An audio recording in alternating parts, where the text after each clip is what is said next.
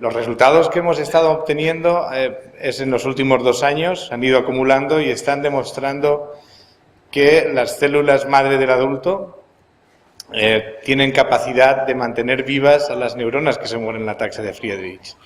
Y estamos relativamente cerca de poder intentar hacer una propuesta de ensayo clínico en un tiempo razonable. Pero lo importante es ver cómo los experimentos que estamos desarrollando nos van a demostrar que esa posibilidad existe. Y eso es muy importante porque el tiempo es algo que en las enfermedades neurodegenerativas es vital. Todos nos falta tiempo porque son progresivas la mayor parte de ellas y los años nos parecen siglos, los meses nos parecen años, los días meses y las horas días. Porque estamos viviendo ese deterioro más o menos rápido dependiendo de la persona. Entonces, la única forma de que la esperanza se mantenga en los plazos de tiempo que las cosas necesitan es estar al tanto de lo que está ocurriendo y ver cómo las cosas evolucionan y cómo las investigaciones van progresando. Porque nosotros somos sensibles a esa falta de tiempo, pero por lo menos también somos sensibles de decir, mirar para atrás y decir, pero es que hace un mes no teníamos ni idea de esto y ahora lo conocemos mejor. Por lo menos ese seguimiento de los resultados de investigación ayuda a poder digerir o poder aceptar mejor la premura de tiempo de las enfermedades neurodegenerativas. Entonces esto ya es un poco una apuesta de la línea que estamos investigando y de la demostración de que la terapia celular puede funcionar. Si pudiese quitar esta luz de aquí, ¿se puede apagar esta luz? Esto es genial, gracias. Entonces, las enfermedades neurodegenerativas, y que entre ellas la ataxia, lo que ocurre es que las neuronas desaparecen, mueren, y eso es lo que se llama la neurodegeneración. O mueren de forma rápida o dejan de funcionar durante un tiempo, que es lo mismo prácticamente que mueran, y eso ocurre de forma progresiva, por eso los pacientes van sufriendo el aumento de la sintomatología con el tiempo. Y algo que ocurre en muchas enfermedades neurodegenerativas es que hay un fallo en la maquinaria de la célula que evita, que hace que esa célula sea más sensible, menos resistente a cosas que son tóxicas para la célula.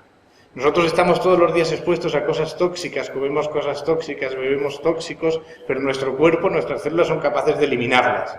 Pues si tuviésemos menos capacidad de eliminarlas, si tuviésemos menos capacidad de poder adaptarnos a eso y sobreviviendo, pues tendríamos problemas. Y eso es lo que le pasa a las células. Y un mecanismo que les está ocurriendo sobre todo a las neuronas que tienen un alto grado de función es que lo que se llama el estrés oxidativo. Se están produciendo siempre unas moléculas que lo que hacen es que están generando toxicidad para la célula. Y es muy importante que haya otros mecanismos que compensan estas células, de tal forma que el estado normal de una neurona es en que su función normal produce muchos factores libres, sobre todo factores radicales de óxido, y unos mecanismos que los compensan y estamos en equilibrio. Cuando hay una alteración genética o una alteración de cualquier otro tipo, en el caso de la ataxia de Friedreich, una alteración genética, tenemos menos mecanismos compensadores, aumentan los mecanismos tóxicos y la neurona va a dejar de funcionar. Eso es lo más importante desde el punto de vista de lo que está ocurriendo en esa enfermedad neurodegenerativa. Entonces, ya sabemos que eso es lo que subyace. ¿Cómo podremos equilibrar esto? Si lo pudiésemos equilibrar, estaríamos compensando eso y estaríamos haciendo bien a la enfermedad. Esta acumulación de radicales libres del oxígeno está subyacendo a muchísimas enfermedades de todos los órganos del cuerpo y sobre todo a enfermedades del sistema nervioso central, y entre ellas a la ataxia de Friedreich y a otros tipos de ataxia. Es decir, pero este mecanismo de descompensación y acumulación de tóxicos subyace a muchas otras enfermedades, por lo tanto no es un mecanismo que sea único de esta enfermedad. Entonces la pregunta que nos hicimos es que ¿pueden las células madre servir de protección a unas neuronas que por una causa genética, en el caso de la ataxia de Friedreich, tienen ese mecanismo descompensado? Y si lo hacen, ¿cómo lo hacen? Tenemos que comprender cómo lo hacen. Pues bien, Lo primero que tenemos que conseguir es un modelo de enfermedad, porque si yo quiero probar si algo es bueno o malo para algo, tengo que tener un modelo donde probarlo. Entonces, lo primero que tuvimos que generar es un modelo de enfermedad de ataxia de Friedreich, pero claro, es una enfermedad genética, sabemos que eso produce la mutación en un gen, que es el gen de la frataxina, y necesitábamos un modelo ideal, por supuesto, sería lo más parecido a una célula humana con ataxia de Friedreich, es decir, una célula humana con ataxia de Friedreich. ¿Y cómo conseguimos una célula humana con ataxia de Friedreich que nos sirva como modelo? Pues eso vendrá después, supongo. No, viene después cómo la sacamos. Pero al final tenemos el modelo de célula de ataxia de Friedreich. Se lo anticipo, de los dientes de leche de una niña con ataxia de Friedreich. Los dientes, el ligamento que hay alrededor de los dientes, cuando nos sacan una muela, hay un ligamento alrededor de las raíces que se llama el ligamento periodontal.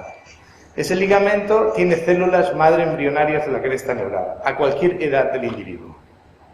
Porque en su diferenciación ha quedado unas células que no se diferencian, se llaman islotes neuroepiteliales de Malasaez, que se han quedado como células embrionarias allí quiescentes y no se desarrollan, en toda nuestra vida están ahí. Ahora, si yo las cojo en una placa de cultivo, les pongo los medios suficientes, soy capaz de generar una población de células. Y si esas células las cogemos de un enfermo que tiene una enfermedad genética, tenemos las células con la mutación genética del enfermo. Pues ya tenemos un modelo de células. Células con ataxia de Friedreich, de una persona con ataxia de Friedreich que tiene una mutación en el mismo gen que las personas con ataxia de Friedreich. Les ponemos un estrés oxidativo o bien le ponemos un estrés oxidativo y las cultivamos o las ponemos con otras células, porque lo queremos ver si estas células son buenas para que estas células resistan la degeneración. Entonces vamos a hacer test de supervivencia. Si estas células yo les pongo un estrés, lo más normal es que se mueran. ¿Pero cuántas se mueren? Pues veré cuántas se mueren sin ponerle otras células y cuántas se mueren poniéndole otras células. Ver si hay moléculas que me permiten mejorar el balance de la resistencia a los tóxicos. Ver dentro de la célula cómo reaccionan los órganos de la célula al tratamiento que yo le estoy haciendo y cuáles son los componentes que son beneficiosos. Aquí está el modelo celular. Un diente, la raíz, aquí hay un ligamento, se llama ligamento periodontal. Y luego hay una parte interna que se llama la pulpa. Pues bien, tanto en el ligamento periodontal como en la pulpa, en el desarrollo embrionario, unas células que al principio están igual que las neuronas del sistema, que las células que van a producir el sistema nervioso, migran y generan estos ligamentos. De tal forma que yo tengo ahí unas células que en el embrión se parecieron y se originaron en el neuroectodermo, en la cresta neural. Lo mismo que se originaron las neuronas. Por lo tanto, se parecen bastante a las neuronas. Se extraen, ya les digo, en este caso para los modelos de ataxia de Friedreich fueron 2 niñas con ataxia de Friedreich, de los dientes de leche, o sea, no, nada más que de los dientes que se están cayendo, de la pulpa. Cogimos las células de la pulpa, las pusimos en cultivo y ya teníamos células madre de la cresta neural con ataxia de Friedreich. También sirven del adulto. Del adulto se cogen del ligamento periodontal y tenemos los mismos niveles. Y crecen muy bien, tienen este aspecto en el cultivo, células que parecen fibroblastos, que es una célula que tiene ese aspecto fusiforme y que crece muy bien. Crece muy bien, enseguida tenemos muchísimas células con las que podemos trabajar. Además, queremos saber qué células tenemos, porque yo les estoy diciendo a ustedes son células madre de la cresta neural, son células de tal, pues bien, si estudiamos una serie de marcadores, que esto es una diapositiva muy complicada, nos demuestran que estas células son exactamente iguales que si yo las cogiera de un embrión, de la cresta neural de un embrión humano. Tienen los mismos marcadores que una célula embrionaria que procede de la cresta neural. Por lo tanto, tengo células embrionarias de la cresta neural. En este caso, con ataxia de Friedreich. Como son de la cresta neural, es decir, tienen tendencia normalmente a producir neuronas. Pues en cuanto le pongo una serie de factores que conocemos que son proneurogénicos, se convierten en neuronas. Entonces aquí ya tenemos células, neuronas, procedentes de un paciente con ataxia de Friedreich, por lo tanto neuronas con ataxia de Friedreich. O sea que tenemos modelos celulares, podemos trabajar con células madre o con neuronas. Además, modelos de enfermedad, porque tienen la enfermedad. Y no son manipulados, yo no les he metido ningún gen ni las he quitado. Tienen la enfermedad igual que la tiene el paciente. Tan parecidas a neuronas son que podemos hacer un test que es lo que se hace para sacar células madre del sistema nervioso. Cogemos una célula única, la metemos en un pocillo, dejamos que crezca sin que se pegue al cultivo y nos hace una neuroesfera. Un baloncito de células, se llama neuroesfera.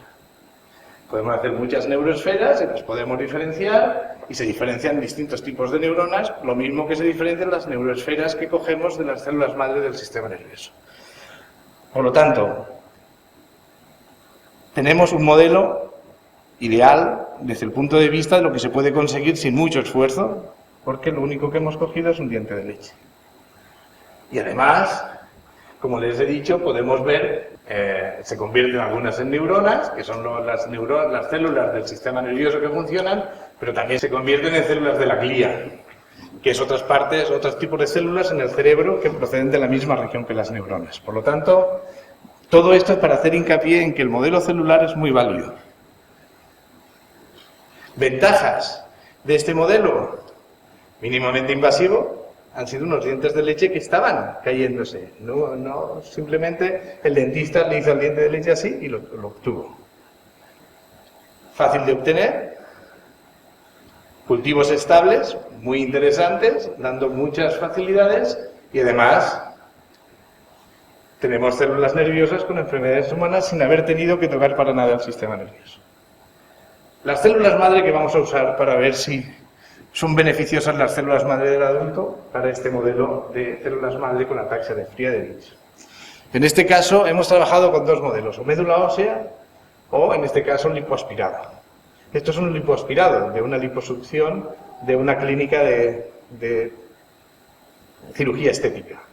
Entonces de este lipoaspirado conseguimos unas células que son células madre que se llaman células madre mesenquimales, que son estas cosas rojas, y esto azul es el núcleo de la célula. Tienen aspecto también fusiforme, lo mismo que las otras células antes de diferenciarse, y de encima expresan los marcadores, estos que están aquí, simplemente es para demostrar que estas células que yo he obtenido del lipoaspirado, que están en el cultivo, que yo las tengo allí multiplicándose, son células mesenquimales.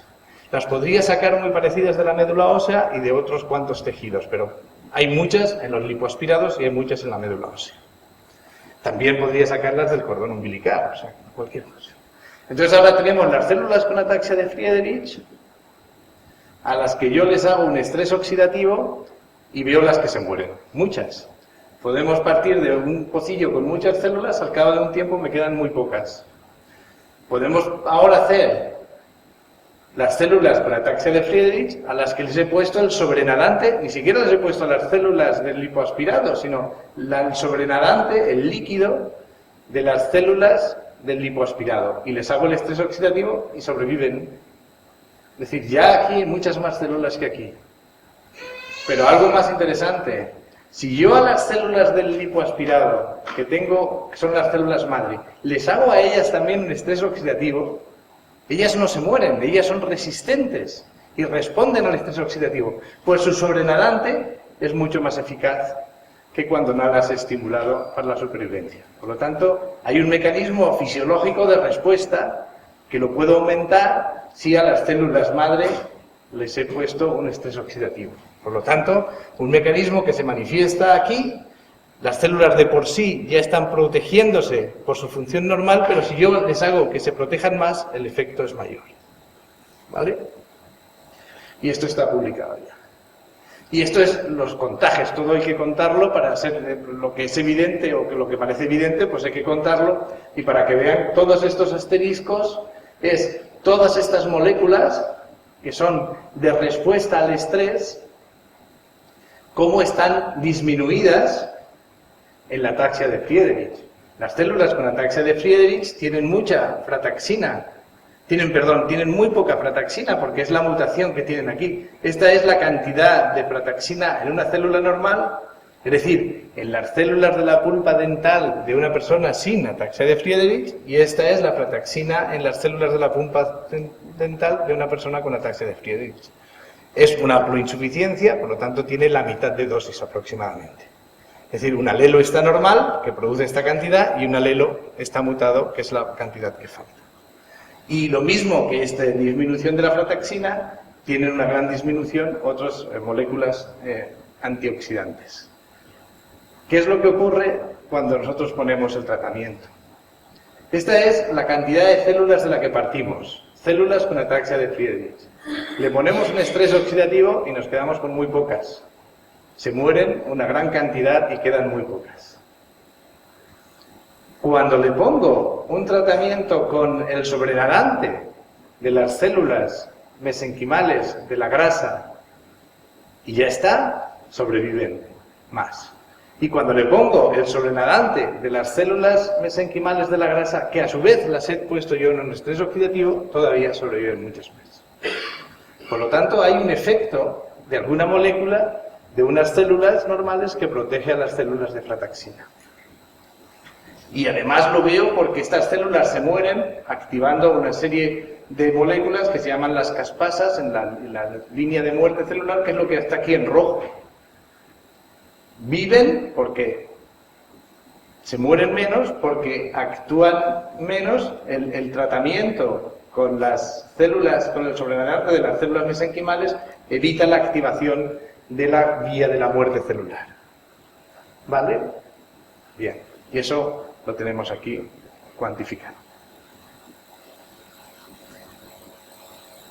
¿Y qué ven las células? Sé que no se mueren, pero no se mueren porque el efecto que está fuera actúa sobre ellas protegiéndolas desde fuera, o que ellas saben reaccionar mejor. Lo que venga de fuera hace que ellas reaccionen y produzcan más efectos antioxidantes de los que producen si no tienen esa señal de fuera. ¿Entienden la pregunta? ¿Están más protegidas desde fuera o ellas ya han recibido una señal y entonces ya se protegen ellas desde dentro?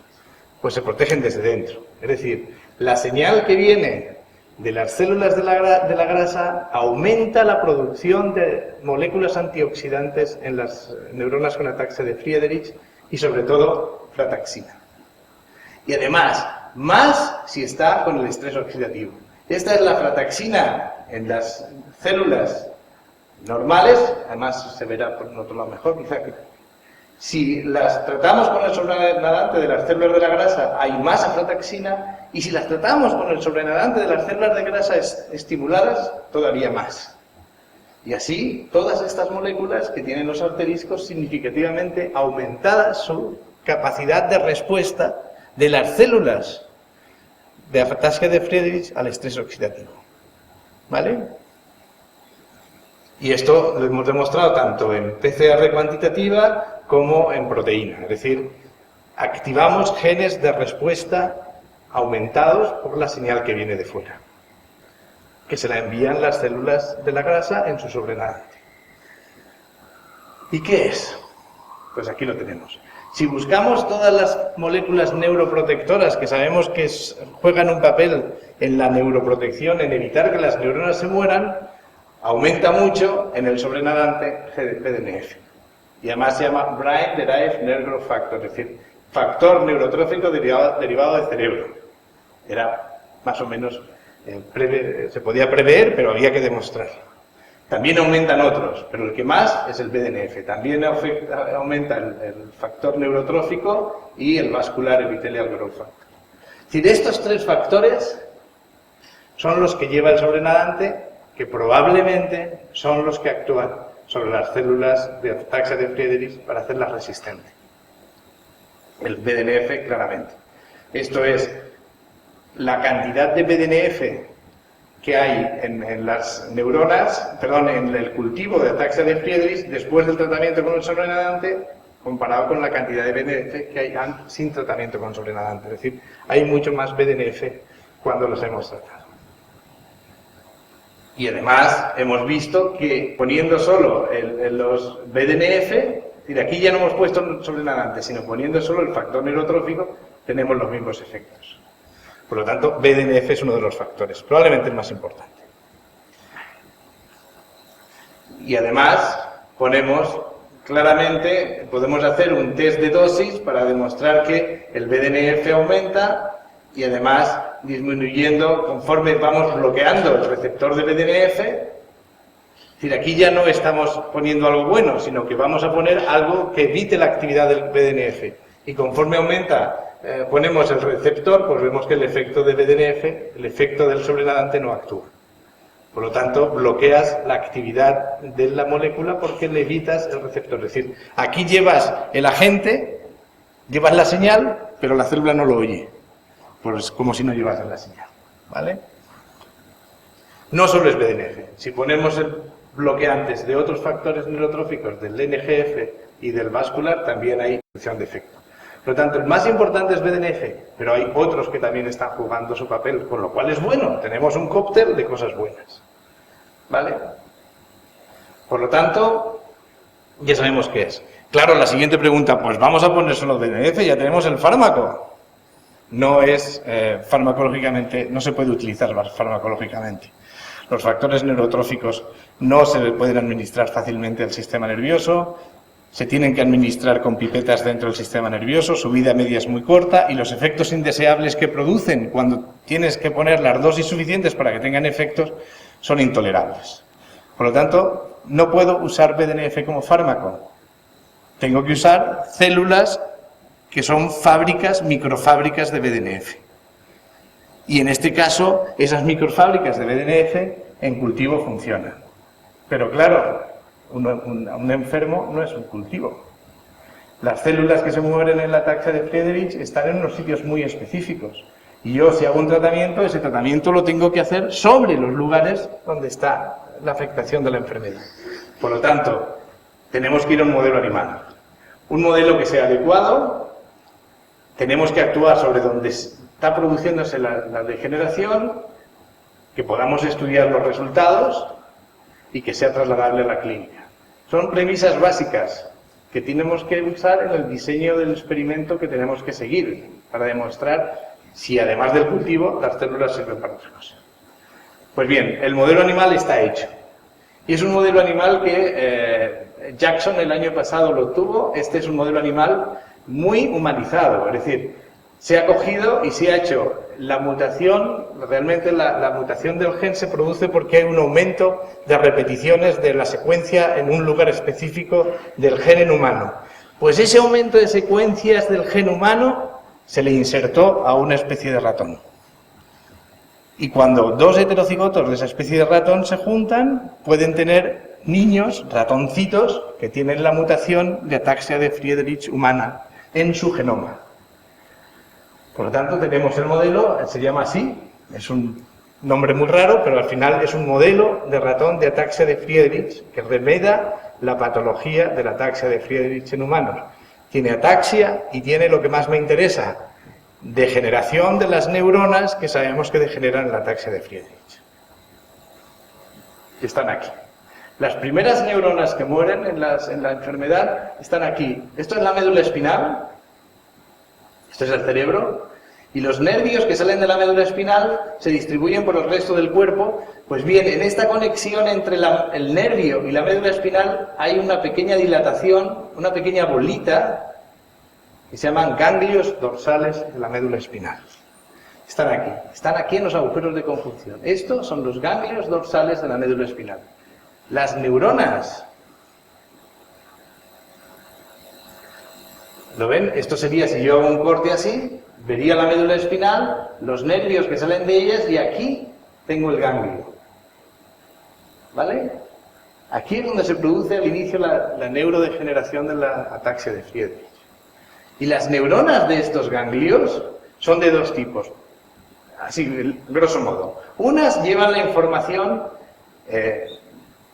sensorial del dolor, temperatura, que son neuronas pequeñitas.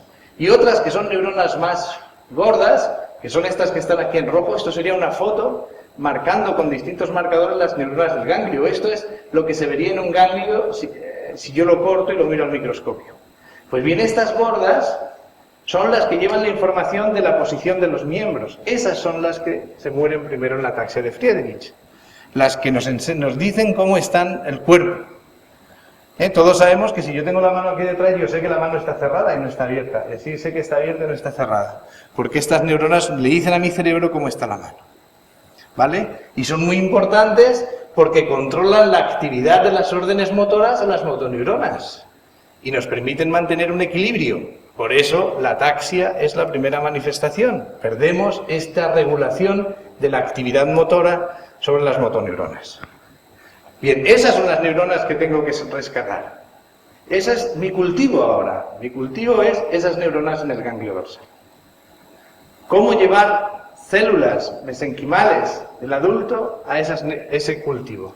Pues eso es relativamente fácil porque sabemos que los ganglios están fuera de la médula, en las raíces de los nervios y dentro de un saco, que es el saco de la dura madre. De aquí habría un líquido, que es el líquido cefalorraquídeo. ¿Vale? Si yo pongo células en el líquido cefalorraquídeo, podrían llegar a los ganglios raquídeos. Pues llegan. Y estos ya son datos del modelo de ratón. Si yo pongo células en el líquido cefalorraquídeo por función lumbar, estos son los ganglios del ratón huésped, y lo que hay verde son células mesenquimales de médula ósea que yo he metido de un ratón donante que tiene una mutación para que se vean sus neuronas, sus células, no sus neuronas, sus células se ven verdes. Se llama la proteína verde fluorescente, que es el gen que tienen las medusas para ser fluorescentes. Se lo hemos metido en un ratón, el ratón es verde fluorescente y todas sus células son verdes fluorescentes. Por lo tanto, veo que las células verdes me han poblado los ganglios dorsales. Pues ya tengo aquí las condiciones de cultivo. Ya tengo unas células que sé que producen factores neurotróficos, fundamentalmente BDNF, y unas células que necesitan esos factores neurotróficos para ser más resistentes al estrés oxidativo. Pero claro, tengo que demostrar que producen BDNF. Y esto es el BDNF en rojo, las células verdes, y estas células amarillas, quiere decir que son verdes, son células mesenquimales del ratón donante que tienen la proteína roja, que es BDNF. Y además también del growth factor. ¿Veis? Es decir, son capaces de llegar a los ganglios dorsales después de inyectarlas en líquido cefalorraquídeo y encima en los ganglios dorsales son capaces de producir factores neurotróficos. Luego el experimento está claro. Y en eso estamos. Y ya las últimas diapositivas. Estos son resonancia magnética nuclear porque, claro, yo las voy a meter en un ratón y yo quiero ver lo que hacen. Pero quiero ver lo que hacen, ahí las tenía, veía que estaban ahí. Y yo he podido ver si el ratón ha mejorado o no ha mejorado su marcha. Pero ahí eso es estático. Tengo una imagen, una foto del final. Yo quiero ver cómo he llegado a ese final. Y entonces eso se hace con resonancia magnética nuclear en ratón. Entonces, aquí tengo la médula espinal del ratón. Es esta manchita gris que se ve y esta manchita blanca es las células que hemos metido, que las hemos llenado de bolitas de hierro. Y las bolitas de hierro en resonancia magnética nuclear se ven negras. Un negro intenso. Pero vas al Photoshop y lo inviertes para que yo se las presente a ustedes blancas brillantes. Pero realmente esto es negro. Y entonces se ve como en la médula, que es esto gris que está aquí, hay aquí una mancha blanca. Esa mancha blanca son las células que hemos puesto. Incluso, al sacar la aguja, se quedaron unas cuantas aquí entre los músculos. Es interesante porque vamos a ver lo que les pasa a esas, que están en un sitio donde no les tocaba estar, y los que les pasa a estas, que están aquí. Y justo aquí al lado, tengo el ganglio dorsal de un lado y el ganglio dorsal del otro lado. Esto es el territorio que me interesa. 2 días después, esas células siguen estando. Aquí tengo la médula, ya tengo bastante menos inflamación en las meninges y siguen estando aquí. Estas son las células que hemos puesto. Y ya vemos como hay ramificaciones, irán bordeando lateralmente la médula y estarán intentando llegar a los ganglios dorsales, porque sabemos que llegan. Y ya a 7 días Aquí se ve cómo en el ganglio dorsal hay un poco de señal. Es decir, podemos estudiar más o menos, claro, estos son ratones, que eso es lo que es bueno. Yo ahora digo, bueno, pues ya creo que han llegado ahí, pues cojo al ratón, lo sacrifico, hago histología y digo, ah, pues ahí están. Y puedo hacer un seguimiento día a día de cómo las células han llegado y cómo además esas células después han mejorado la funcionalidad del ratón. Y en eso estamos ahora.